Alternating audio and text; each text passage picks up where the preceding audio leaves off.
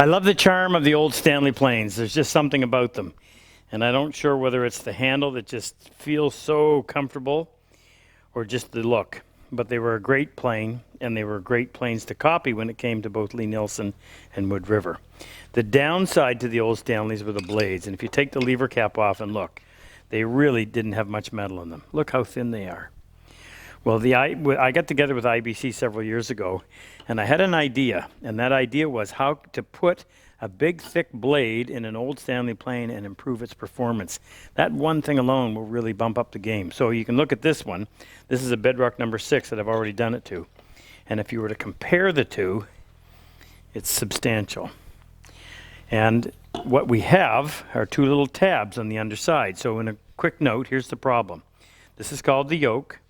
And the yoke has to pass through the blade in order to make contact with that little rectangular hole in the chipbreaker, so that when you adjust your yoke with your adjuster knob to either take a heavier shaving or a lighter shaving by extending the blade or pulling it back, it's all done through contact with the chipbreaker. If you put too thick of a blade on there, then that yoke doesn't make it to the chipbreaker and you lose your adjustment. So what we did is simply put these little tabs on the underside so that they would reach that otherwise too short a yoke, and you get all of your adjustment. It does require sometimes modifying the throat, but it's no big deal. But it'll turn a plane into a really good plane. So here they are. And by the way, the video I did several years ago will walk you through the entire process.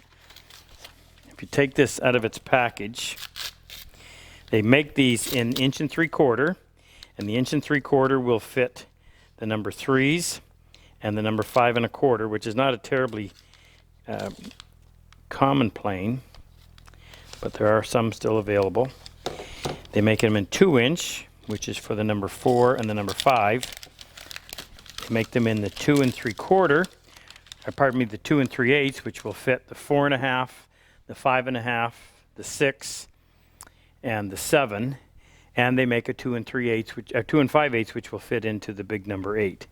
But there's how they come. They've ground the chipbreaker to the blade, so they're the exact same width. They're nicely polished, beautifully finished, and they're almost ready. Now, I like to hone mine up, but they're actually sharp enough to work with right out of the box. A really nice piece of kit.